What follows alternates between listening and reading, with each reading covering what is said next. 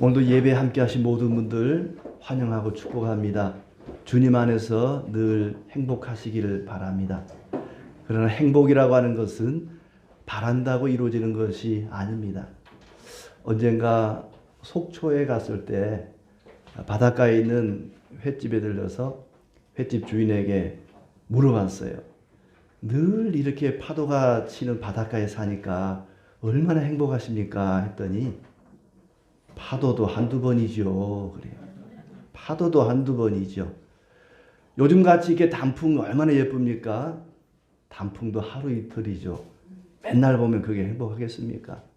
맛있는 음식도 하루 이틀이겠죠. 요즘은 뷰가 좋은 아파트가 비싸다고 하는데 뷰도 하루 이틀이지 그 맨날 본다고 그게 행복하겠습니까? 진정한 행복은 주님과 함께 하는 것입니다. 주님이 우리와 함께 하시면 날마다 행복할 것입니다. 반대로 주님이 우리를 멀리 하시면, 주님이 우리를 떠나가시면 그때부터 불행이 시작됩니다. 하나님과 동행하는 방법은 하나님의 말씀을 늘 읽고 묵상하고 말씀을 듣는 것입니다. 하나님은 말씀을 통해서 우리와 늘 함께 하십니다.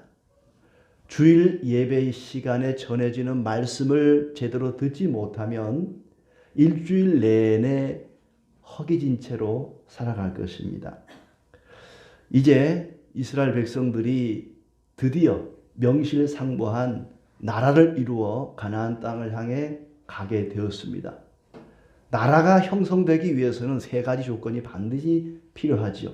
땅이 있어야 되고 국민이 있어야 되고 법이 있어야 됩니다. 가나안이라고 하는 땅이 허락이 되었고 이스라엘이라고 하는 사람들이 애굽에서 나와서 국민이 백성이 된 것이고 그리고 법이 하나님으로부터 주어졌습니다.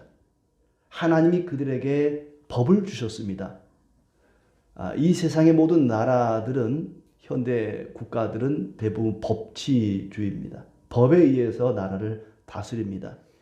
일개 집단이나 개인에 의해서 국가가 운영되는 것이 아니고 법에 의해서 나라가 운영이 되죠.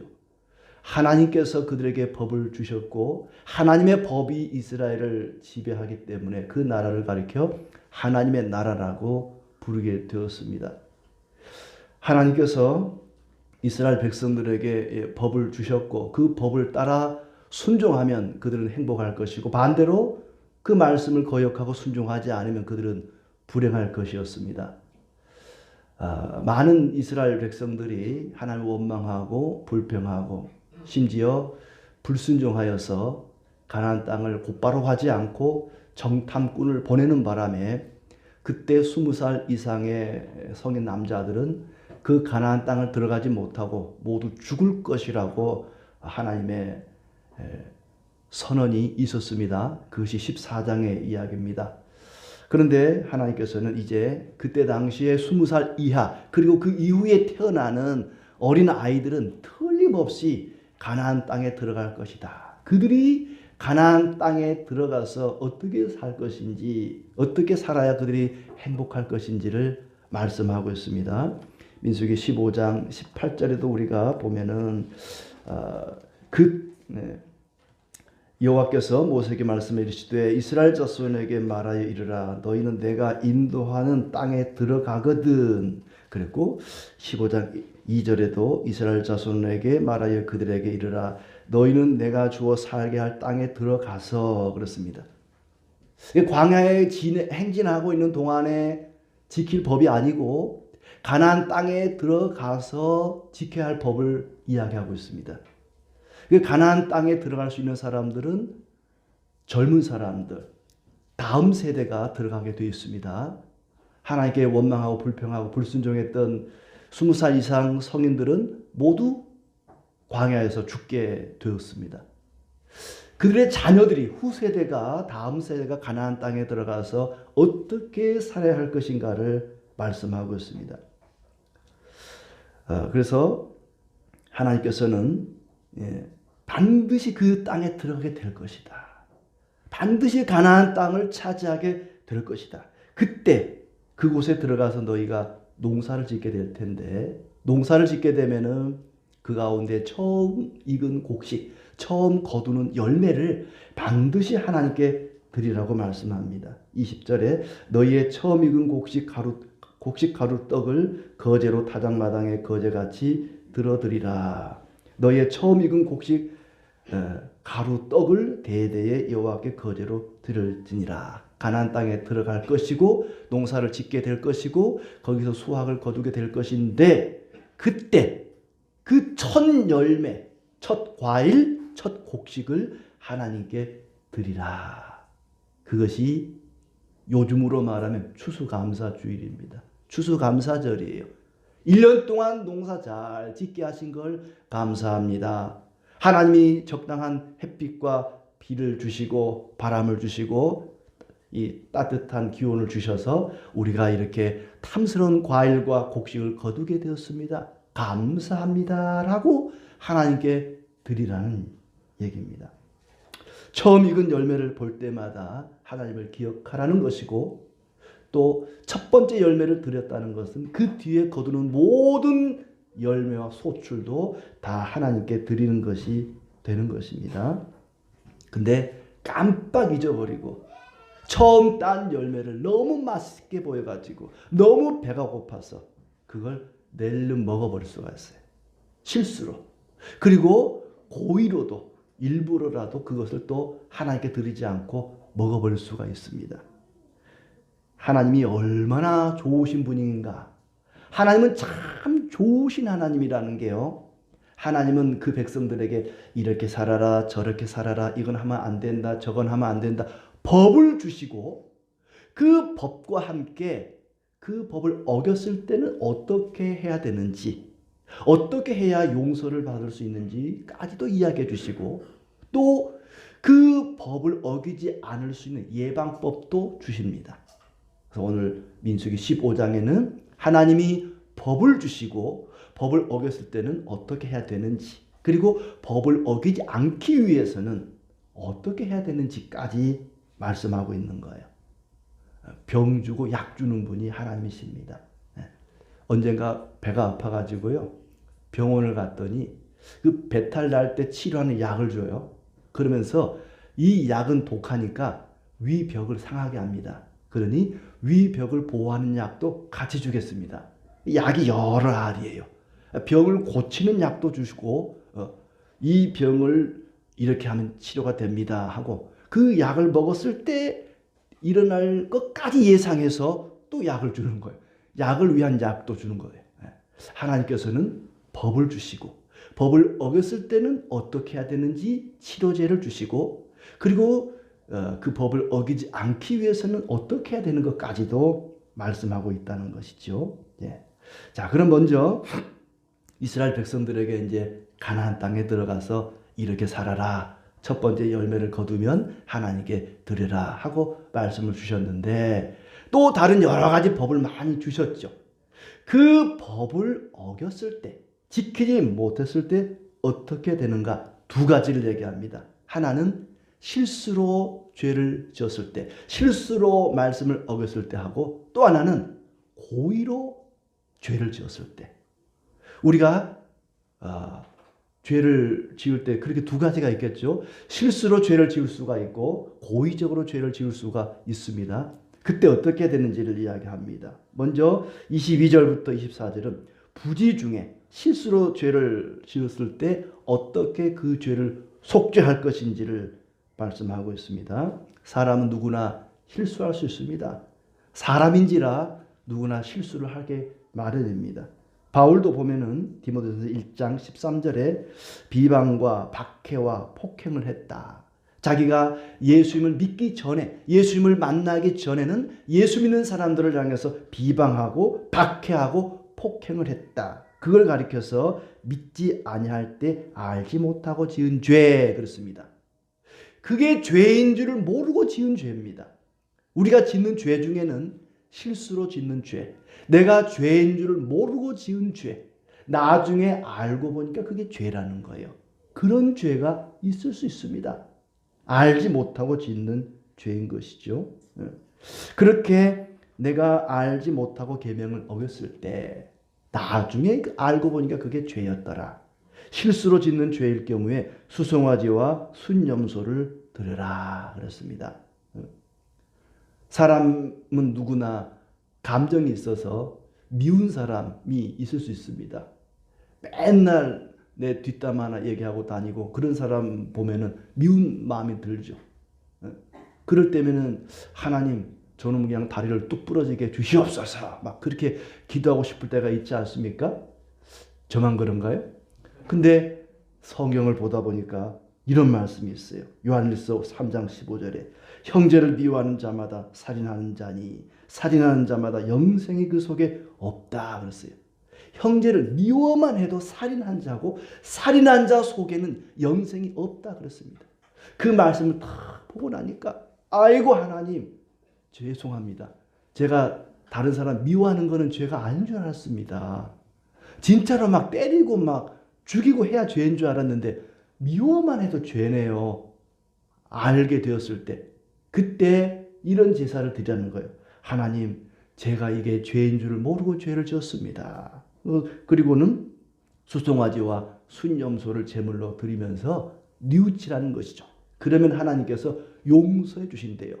알지 못하고 지은 죄, 실수로 지은 죄, 그게 죄인 줄도 모르고 지었는데 알고 보니까 죄였더라. 그럴 때 이런 제사를 드리라 그랬습니다. 그리고는 하나님 그 사람 사랑하게 해주세요. 미워하지 않게 해주세요. 그렇게 기도하게 되지요. 사람은 누구나 실수를 할 수 있다는 것입니다. 특히 어린 사람들, 아직 이 20살 이하의 어린 자녀들이 가나안 땅에 들어가거든. 그들이 혹시 몰라서 깨닫지 못해서 실수로 범죄하거든. 이렇게 제사를 드리라. 그러면 하나님께서 다 용서하시리라. 나이가 어린 사람들이 죄를 지으면 정상 참작이라는 게 있지 않습니까? 그리고 그 14살 미만의 소년 범죄자들, 이 촉법 소년이라 그러잖아요. 이 사람들은 형벌을 받을 만한 그런 죄를 지었어도 아직 어리니까 아유 몰라서 그러니까 우리 한 번만 봐줍시다 하고 형벌을 가하지 않고 보호 처분을 내리는 그런 법이 있잖아요. 어린 사람들은 몰라서 그러니까 좀 봐줍시다. 하나님께서도 몰라서 짓는 죄에 대해서는 용서의 길을 열어놨습니다. 이렇게 하면 그 몰라서 짓는 죄는 용서받을 수가 있다. 그런데 문제는 이 요즘 14살은 알 걸 다 알아요. 알 걸 다 알면서도 죄를 짓는단 말이죠. 그 법을 악용하는 것이죠. 그러니까 사실은 알고 짓는 죄는 용서하면 안 돼요. 이 모르고 짓는 죄만 용서가 되는 거거든요. 참 요즘 아이들은 너무 빨리 뭘 알아가지고는 이게 참 그런 이 촉법 소년 뭐 연령을 낮춰야 된다는 얘기도 자꾸 나오고 하는데 일단 어려서 모르고 짓는 죄에 대해서는 하나님께서도 용서의 길을 열어놓으셨습니다. 실수로 죄인 줄 모르고 범죄한 사람들을 위한 그런 속죄의 제사를 말씀하시는 거죠. 근데 이런 속죄의 제사를 드릴 때 제사 드리는 사람의 마음은 회개하는 마음이겠죠. 용서를 구하는 마음이지 않겠습니까? 근데 그 수송아지와 염소로 제사를 드리는 사람의 마음은 단순히 용서를 구하는 정도가 아니라 믿음이 있어야 됩니다. 믿음이. 내가 이렇게 하나님께 제물을 드리면 하나님이 나의 죄를 용서하신다는 믿음이 있어야 됩니다. 마귀에게 없는 게 있습니다. 뭐겠어요? 넌센스 퀴즈 아닙니다. 마귀한테 없는 게 뭐겠습니까? 믿음이 없습니다. 믿음이. 마귀는요, 굉장히 똑똑합니다. 굉장히 논리적입니다. 굉장히 지식이 많습니다. 성경에 대해서도 마귀는 우리보다 훨씬 더 많은 것을 알고 있습니다. 그런데요, 마귀는 믿음이 없습니다. 믿지를 않아요. 마귀가 와서 우리를 꼬드깁니다. 야야야 김집사야, 네가 그런 죄를 짓고도 회개하면 하나님이 용서해 줄 것 같냐? 너 용서 못 받아. 너 용서 안 해. 너는 그냥 지옥이나 가야 돼. 나랑 같이 가자. 그럴지라도 아니야. 하나님은 내가 용서를 빌면 회개하면 용서하신다 그랬어. 하나님이 나를 용서하실 것을 나는 믿어. 끝까지 우리가 믿음을 지키고 나가면요, 마귀가 내 주변을 빙글빙글 맴돌다가 포기하고 갑니다. 아이고 저놈은 안 되겠구나. 그냥 가자. 그리고 떠나가요. 마귀에게 없는 게 믿음입니다. 하나님께 회개하는 사람에게는 반드시 믿음이 필요합니다. 내가 회개하고 용서를 빌면 하나님이 나를 용서해 주신다. 이것이 몰라서 죄 짓는 사람, 실수로 범죄하는 사람에게 주어진 하나님의 특별한 은혜인 것입니다. 그리고 그렇게 하나님께 회개하고 하나님 제가 몰라서 죄를 지었습니다. 하나님께 용서를 구하고 용서를 받은 사람이라면 이제 어떻게 살아야 되겠습니까? 다시는 그런 죄를 짓지 않도록 노력해야겠죠. 그때는 몰라서 죄를 지었지만 이제 알게 되었다면 그런 죄를 반복해서 지으면 안 되지 않겠습니까? 실수로 죄를 지었을 때 예수님을 믿고 회개하는 사람은 다 용서를 받습니다. 그렇게 용서받은 사람은 다시는 죄를 짓지 않기 위해서 힘쓰고 애써야 할 것입니다. 이런 은혜가 있기를 바랍니다. 두 번째로 이제 고의적으로 죄를 지은 사람, 고의적으로 죄를 지은 사람, 30절에 나오죠. 본토인이든지 타국인이든지 고의로 무엇을 범하면 고의로 범죄한 사람.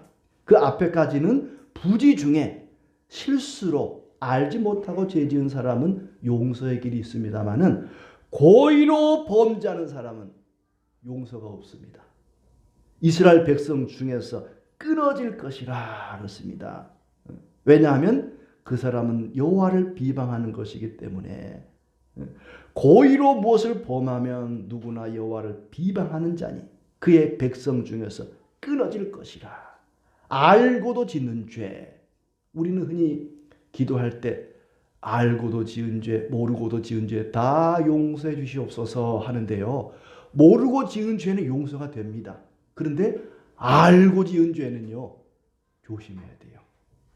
물론 이제 신약 시대를 살아가는 우리는 알고 지은 죄까지도 주님이 용서해 주시긴 합니다만은 이 구약 시대에 보면은 알고 지은 죄, 고의로 지은 죄에 대해서는 그 백성 중에서 끊어진다. 백성 중에서 끊어진다는 말은 죽음입니다. 죽음. 이스라엘이라고 하는 그 울타리에서 쫓겨나는 것은 하나님의 축복에서 벗어나는 겁니다. 더 이상 하나님의 은혜를 받을 수 없는 곳으로 쫓겨나는 것입니다. 죽음이지요. 알고도 지은 죄, 우리는 그런 죄를 조심해야 됩니다. 이 고의로 범한 죄라는 것은 뭐냐 하면 하나님의 구원의 방법을 무시하는 거예요. 하나님께서 범죄한 자들이 회개하고 용서를 구하면은 용서를 해 주시는데 그 용서받는 방법을 무시하는 죄가 고의로 죄를 짓는 그런 범죄입니다. 회개를 무시하는 거지요. 회개해봐야 소용없다고 생각하는 겁니다. 아무리 큰 죄를 지어도 회개하면 용서를 받지만 그러나 회개하지 않는 죄, 죄 용서받는 방법을 무시하는 하나님이 제시한 죄 사함 받는 방법을 무시하고 고의적으로 범죄하는 것에 대해서는 하나님이 용서하지 않습니다. 그렇게 알고도 하나님 앞에 범죄하는 자는 하나님 나라에 필요가 없다는 것입니다. 사람이 서두르다가 실수할 수 있고 또 잘 모르고 죄를 지을 수 있습니다만은 이런 고의로 짓는 죄는 그런 죄가 아닙니다. 일부러 죄를 범하는 것인데 그 가운데 한 예가 32절부터 나오고 있습니다. 이스라엘 중에 어떤 사람이 안식일에 나무를 하러 갔다가 그것이 사람들에게 발각이 되었습니다. 그 나무하는 자를 발견한 자들은 이 안식일 날 예배드리지 않고 나무하러 간 자는 돌로 때려 죽이라 그랬습니다. 하나님이 얼마나 화가 나셨으면 안식일에 나무하러 간 자를 돌로 쳐 죽이라 그랬겠습니까? 다른 사람 다 예배하러 가는데 혼자만 나무하러 갔다는 거예요. 그것이 죄인 줄 알면서도 안식일 날 나무하러 가는 것이 죄인 줄 알면서도 그렇게 갔다는 겁니다. 그 한 사람을 그냥 내버려 두면 다른 사람도 다 똑같이 괜찮네. 안식일에 나무하러 가도 괜찮네. 나도 다음 주에는 예배하러 안 가고 나무하러 가야지. 그렇게 전염될 수 있기 때문에 고구마 가마니에 하나만 썩어도 금세 다 썩어버립니다. 그걸 골라내야 되는 것처럼 한 사람만 고의로 범죄하는 것을 내버려둬도 이스라엘 전체가 망가질 수 있다는 겁니다. 그 사람을 돌로 쳐서 죽이라는 이유가 거기에 있습니다. 그렇다고 해서 지금도 우리가 주일날 교회 안 오고 일하러 간 사람 돌로 때려 죽인다? 큰일 납니다. 그러면 안 되는 거예요. 그때 그 시대에만 그랬다는 것입니다. 그 정신이 중요하죠. 주일날을 일하지 않고 하나님 앞에 가서 예배하는 것이 얼마나 중요한지 그 정신을 우리가 본받아야지 이걸 글자 그대로 했다가는 큰일 납니다. 이 사람 안식일에 하나님께 예배하지 않고 나무를 하러 간 사람, 일하러 간 사람은 하나님을 어리석은 바보 취급을 한 거예요. 여호와여, 이 남들이 다 쉬는 날 같이 쉬면 어떡합니까? 남들이 쉬고 놀 때 가서 일하고 공부하고 돈 벌어야 남들보다 앞서가지. 응? 하나님 바보 아닙니까? 왜 일주일에 한 번씩 쉬라 그럽니까? 안식일에 나무하러 가는 사람은 하나님을 바보 취급하는 것입니다. 하나님을 무시하는 것입니다. 하나님이 나를 지켜주시고 내가 안식일에 일하지 않아도 얼마든지 하나님이 나를 돌보신다고 하는 믿음이 있으면 그렇게 살지 않겠지요. 안식일 전날 다 준비해서 안식일 날은 하나님 앞에 나가 예배를 해야 되는데 그렇게 하지 않고 하나님을 무시한 거에 대해서 하나님께서 돌로 쳐서 죽이라 그랬습니다. 남보다 잘되고 높아지려고 하는 자기 힘으로 자기 노력으로 내가 남들 쉴 때 가서 일해가지고 남들보다 잘 돼야지 높아져야지 하는 우상 숭배의 심리가 이런 사람들의 마음속에 있는 것이죠.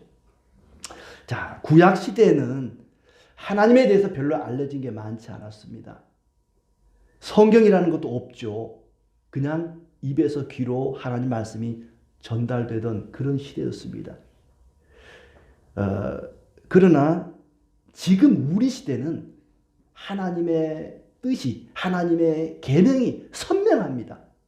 이미 예수님이 이 땅에 오셨고 우리를 위해 십자가에 죽으시고 부활하셨고 그리고 성경이라고 하는 것이 구약 성경뿐만 아니라 신약 성경까지 이렇게 두꺼운 성경이 우리에게 주어졌습니다. 하나님의 뜻과 명령이 선명합니다.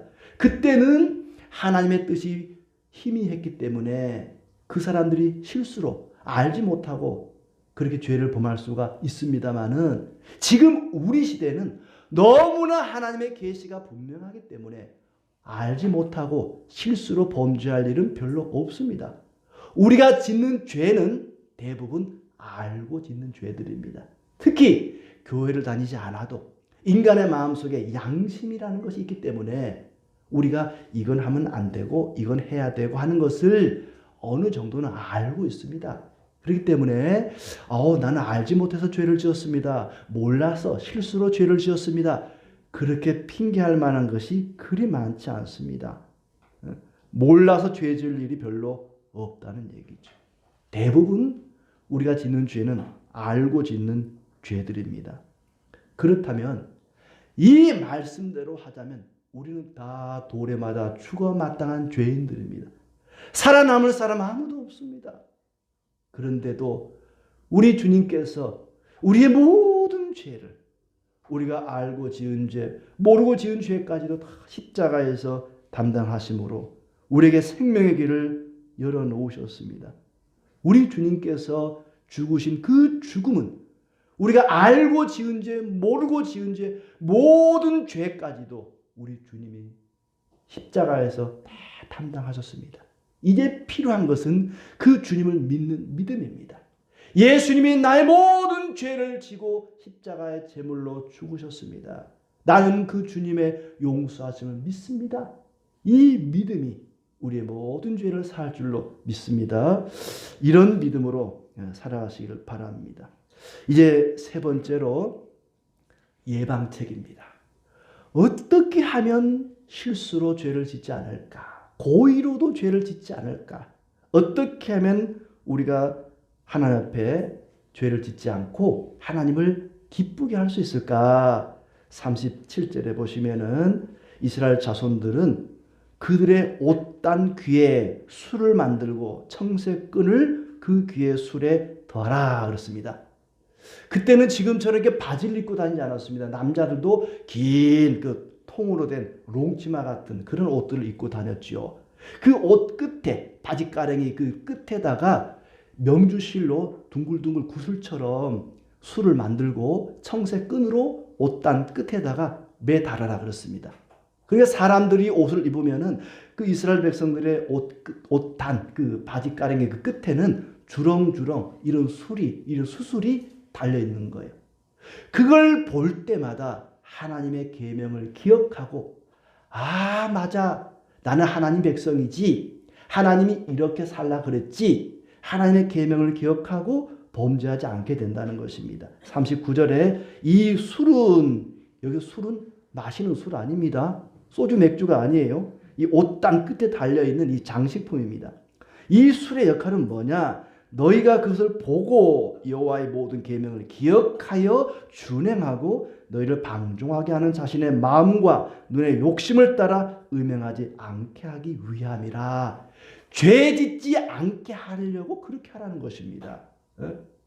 그걸 볼 때마다 그 바지가랭이 그 치맛단에 달려있는 그 술을 볼 때마다 하나님 계명을 기억하고 맞아 하나님 말씀대로 살아야지. 사람은 귀로 듣는 것보다 눈으로 보는 것이 훨씬 더 교육 효과가 좋습니다. 그래서 주님께서도 늘 시청각 자료를 활용하셨어요. 공중에 나는 새를 보라. 들의 백합화를 보라. 보라는 것입니다. 예배도 그래요. 예배도 온라인으로 하는 것보다 직접 얼굴을 대하고 서로 얼굴을 보면서 예배를 드리는 것이 훨씬 더 효과적입니다. 퀴즈를 하나 낼게요. 먹고 싶지 않아도 먹어야 하는 게 뭘까요? 네. 정답을 맞추셨어요. 네. 먹고 싶지 않아도 먹어야 되는 게 나이죠. 많이 먹을수록 죽음과 점점 가까워지는 게 나이입니다. 제가 나이 얘기를 하면은 80 넘으신 할아버지 목사님들은 그래요. 야, 그때가 참 좋았다고. 그때가 제일 좋을 때라 그러는데 저는 또 제 나름대로 나이가 들었다는 게 느껴져요. 근데 나이가 들었다는 게 어디서 느껴지냐면은 기억력이 점점 떨어지는 것 같아요. 그리고 실수가 많아져요. 기억력이 떨어지니까 실수가 많겠죠. 뭘 먹다가 흘리기도 잘하고.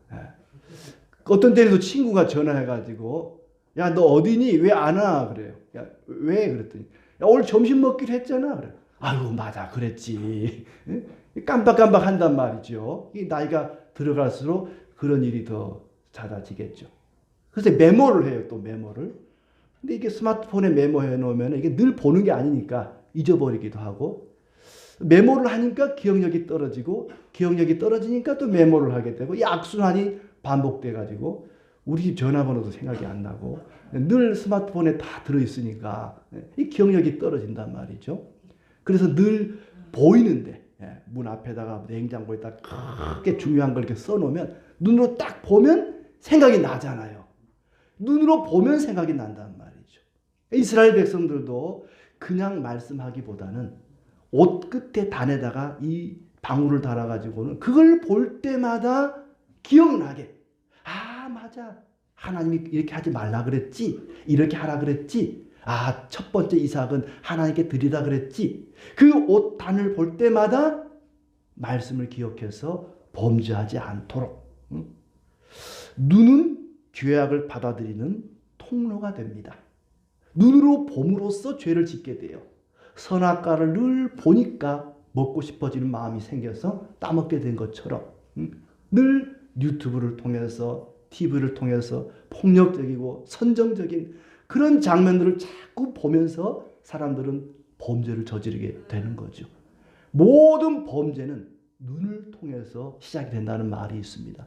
믿음도 마찬가지입니다. 믿음을 강화시켜주는 것이 이게 눈입니다. 성찬식을 통해서 세례식을 통해서 그걸 눈으로 봄으로 우리의 믿음이 강화됩니다. 하나님의 놀라운 기적을 보면서 우리의 믿음이 더욱더 강해지기도 합니다. 눈이라고 하는 것이 믿음을 강화시켜 주기도 하지만 범죄에 빠지게 하는 통로가 되기도 한다는 말이죠.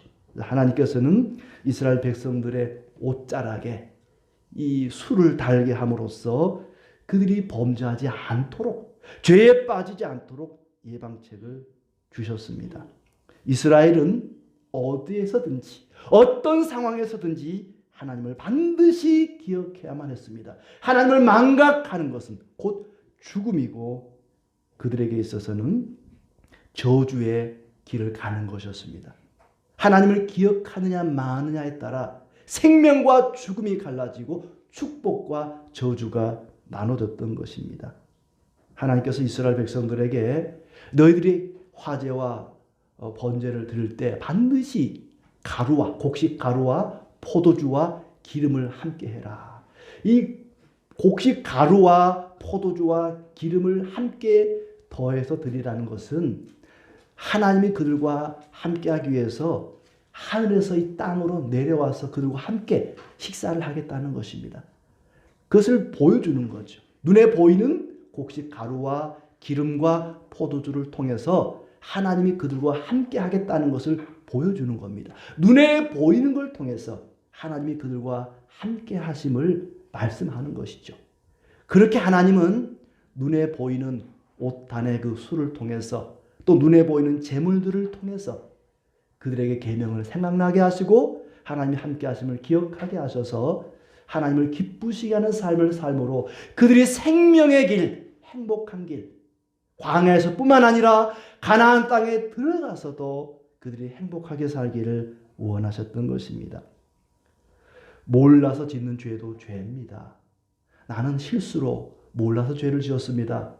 그렇다고 해서 그냥 용서되는 게 아닙니다. 반드시 속죄 제물을 드리겠습니다. 몰라서 짓는 죄도 죄입니다. 그렇기 때문에 몰라서 짓는 죄를 짓지 않게 하기 위해서 이런 말씀을 지금 주시는 거죠. 옷 끝에 이 술을 달아라. 깨닫지 못하고 알지 못하고 짓는 죄도 지으면 안 되기 때문에 그랬던 것입니다. 우리는 하나님을 아는 일에 힘써야 합니다. 내가 하나님을 다 안다. 나는 하나님에 대해서 다 안다고 생각하는 순간 그 사람은 아무것도 모르는 것입니다. 어쩌면 내가 하나님에 대해서 하나님의 뜻을 안다고 할 때 그 아는 것은 0.1%도 안 될 수가 있습니다. 전혀 하나님에 대해서 알지 못하면서 다 아는 것처럼 착각하는 것보다 더 어리석은 일은 없습니다. 교회마다 이 특징이 있습니다. 모든 교회가 다 똑같은 교회라면 우리가 새로운 교회를 세울 필요가 없겠죠. 다 그 교회를 가면 되니까. 교회가 다 똑같은 것 같아도 그 교회만의 나름대로의 특징이라는 것이 있습니다. 제가 듣기에 별로 좋아하지 않은 소리 가운데 하나가 다른 교회는 이렇게 하는데 우리는 왜 이렇게 합니다. 이 얘기하고 옛날에는 이렇게 했는데 왜 우리는 이렇게 합니까? 이 소리를 저는 별로 좋아하지 않습니다. 다른 교회가 그렇게 하더라도 옛날에 그렇게 했더라도 성경을 보니까 그게 아니라면 성경에 맞춰가야 됩니다. 이게 개혁교회죠. 개혁된 교회이면서 날마다 성경에 비추어서 개혁해 나가는 교회가 개혁교회입니다. 그렇게 우리는 성경을 통해서 하나님 말씀을 통해서 하나님이 무엇을 싫어하는지 하나님이 무엇을 기뻐하시는 것인지를 찾아가게 됩니다. 그렇게 하나님을 알아가는 일에 집중하는 것이 우리 교회만의 특징 가운데 하나입니다. 어떤 권사님이 우리 교회 권사님은 아닙니다. 예배 끝나고 식사를 하려고 밥을 먹으러 갔는데 늘 자기가 앉는 자리에 새로운 신자가 모르고 그냥 앉아 있더래요. 그것 때문에 삐져가지고는 교회를 나오네 마네. 깃털보다 가벼운 신앙입니다. 우리는 그런 신앙이 아니라 하나님을 아는 일에 집중해야 합니다. 20절 말씀을 다시 보시면은 너희가 처음 익은 곡식가루 떡을 거제로 타작마당에 거제같이 들어드리라. 추수감사하라는 얘기입니다. 11월은 감사의 달입니다. 한 해 동안 베푸신 은혜를 감사하는 그런 절기입니다. 감사는 말로만 하는 것, 예배로만 하는 것이 아닙니다. 죄를 미워하고 죄를 멀리하고 죄를 안 지으려고 하나님을 알아가는 그 과정이 모든 감사의 행동입니다. 그것이 진정한 감사죠. 죄를 짓지 않기 위해서 알고 지은 죄든 모르고 짓는 죄든 죄를 짓지 않기 위해서는 하나님을 아는 일에 힘써야 할 것입니다. 고의로 죄를 지은 자들은 돌로 쳐서 죽이라 그렇습니다. 혹시 여러분 죄 짓는 자를 때려 죽이려고 오늘 교회 오시면서 양손에 돌을 들고 오지 않았습니까? 저는 손에 돌 없는데요. 혹시 가방에 넣고 오지 않았습니까? 혹시 차 트렁크에 돌 싣고 오지 않았습니까? 어떤 사람은 입에서 돌이 나옵니다. 돌직구라 그러죠. 돌을 막 쏴댑니다. 김집사 그러면 돼? 막 돌을 쏴대. 박집사 너 그러면 안 돼. 돌을 쏴댑니다. 그 돌을 주님의 손에 맡기십시오. 주님, 이 돌로 저를 때려 죽이십시오. 저는 죽을 죄인입니다. 내 손에 있는 돌을 주님 손에 맡기고 주님 앞에 엎드려 회개하는 자는 틀림없이 용서를 받을 것입니다. 믿음으로 회개하는 사람 틀림없이 주님께서 용서해 주실 것입니다. 그리고 죄를 짓지 않기 위해서 옷 끝에 술을 달라 그렇습니다. 근데요, 생각해 보니까 자기 바지단에 달리는 술은 보이지 않아요. 물론 보려고 보면 보이겠지만 평상시에 보이지 않아요. 여러분 바지단이 여러분 눈에 쉽게 금방 보입니까? 빨래할 때나 보이죠. 입고 다닐 때 보이지 않아요. 다른 사람의 그 바지단에 치마단에 붙어있는 술이 보이는 거죠. 그 사람 그 술을 보면서 내가 말씀대로 살아야겠구나. 하나님이 이렇게 살라고 했지. 다른 사람을 보면서 나 자신을 보게 되는 겁니다. 다른 형제를 보면서 나를 보는 거예요. 그 사람을 정죄하지 말고 남의 신앙 이러쿵저러쿵 말할 것 없습니다. 그 사람을 통해서 나를 보는 것입니다. 그리고는 죄를 멀리하고 하나님을 가까이 하면서 참으로 행복한 인생 살아가시기를 진심으로 축복합니다.